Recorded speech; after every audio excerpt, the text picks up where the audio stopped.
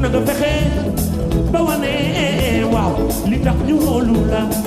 mbokk njàmbur njaay mbokk askanu mbéjéen mouvement ànd taxawu askan wi di mouvement bu mag di yëngu ci lépp luy politique buy jëmale kanam askanu mbéjéen ñoo leen di yëgal seen marche bu mag bu ñuy amal samedi bii nu jëm yam ak 22 mai foofee ca mbéjéen bu 10 heures jotee jàpp 13 heures ñu ciy woon ak bépp dëkk bu fare ci commune bu mbéjéen yow mi am lu la metti ci sa dëkk yow mi xaar mbir ci commune bi te ba tey gisoo ko jàppal na marche bi sa marche la na ñépp ñëw ñu naqarlu li sunu commune manqué ruqe gi mu ruqe te ñàkk tali waral ko lëndëm gi mu lëndëm ndax dëkk yi fi ëpp amuñu courant dëkk yu bari manqué ndox mu neex ba ci doxalinu municipalité bi maanaam mairie bi li fiy dugg ak li fiy génn te mun a cee am benn xibaar ba ci yow mi farak ñoom munoo cee wax dara xanaa kay danga ko rusa laaj loolu lépp nag ñu leen ciy woo ñu ñëw ñaxtu ko jooyandoo ko ba nguur gi xam ne mbéjéen nag dëgg-dëgg ci réew mi la bokk te li ñuy séddale dafa war a jot wàllam ci nar wi te mouvement bi taxaw na tem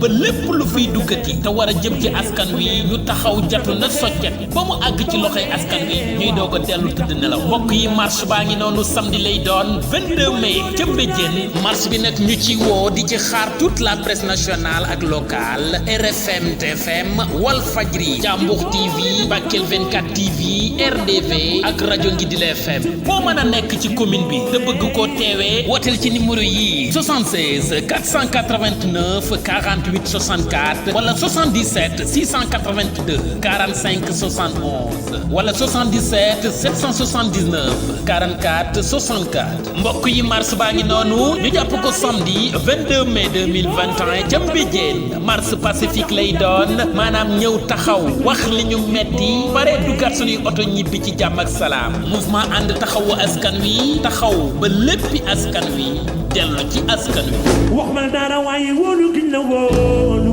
bu ko fawee mbay àllal lu mbooloo dëgg dëgg may tuuma waaw waaw mbay gi àllal lu mbooloo dëgg dëgg may tuuma waaw waaw mbay gi àllal lu mbooloo